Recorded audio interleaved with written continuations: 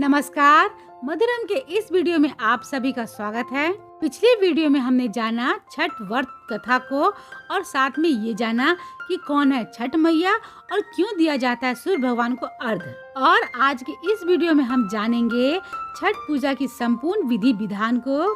तो आप इस वीडियो को पूरा देखिएगा और अगर आप हमारे चैनल मधुरम पर पहली बार आए हैं तो चैनल को सब्सक्राइब जरूर कीजिएगा, क्योंकि हम लाते हैं आपके लिए यूं ही नई नई जानकारियाँ। तो चलिए जानते हैं छठ पूजा की संपूर्ण विधि विधान को। छठ पूजा की शुरुआत नहाय खाए के साथ शुरू हो जाता है।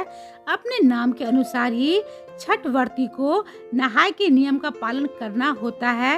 इस दिन व्रती किसी नदी या तालाब में स्नान करके छठ व्रत करने का संकल्प लेते हैं। इसके बाद कद्दू, चने की सब्जी, चावल, सरसों का साग खाते हैं और इसके अगले दिन खरना किया जाता है। अब हम जानते हैं छठ पूजा में खरना कैसे करें। खरना में व्रती पूरे दिन निराहार रहकर शाम में मिट्टी के चूल्हे पर गुड़ और चावल की खीर और पूरी बनाकर छठ मैया को भोग लगाते हैं। इसी प्रसाद को खाकर व्रती छठ व्रत समाप्त होने तक निराहार रहकर व्रत का पालन करते हैं। खरना के अगले दिन अस्तगामी सूर्य को नदी तालाब के किनारे अर्घ्य दिया जाता है।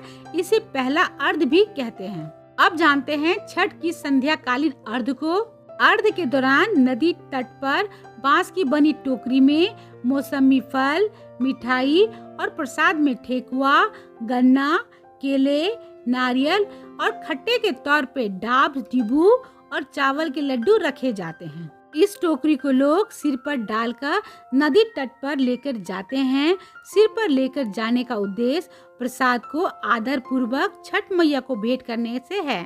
छठ घाट की तरफ जाती हुई महिलाएं रास्ते में छठ मैया के गीत गाती है। उनके हाथों में अगरबत्ती, दीप, जल पात्र होता है। घाट पर पहुंचकर व्रती कमर तक जल में प्रवेश करके सूर्य देव का ध्यान करते हैं। संध्या काल में जब सूर्य अस्त होने लगता है तब अलग अलग बांस और पीतल के बर्तनों में रखे प्रसाद को 3 बार सूर्य की दिशा में दिखाते हुए जल से स्पर्श कराते हैं। ठीक इसी तरह अगले दिन सुबह में उगते सूर्य की दिशा में प्रसाद को दिखाते हुए 3 बार जल से प्रसाद के बर्तनों को स्पर्श करवाते हैं। परिवार के लोग प्रसाद पर लोटे से कच्चा दूध अर्पित करते हैं। पूजन समाप्त के बाद व्रती घाट के ऊपर आकर छठ मैया की कथा सुनते हैं और पानी में भिंगाए हुए केराव को प्रसाद के तौर पे बांटते हैं। इसके बाद पवित्र वस्त्र धारण करके व्रती घर लौटते हैं और भोजन ग्रहण करते हैं। पूजा होने के बाद छठ घाट पर लोगों को प्रसाद बांटने की भी परंपरा है।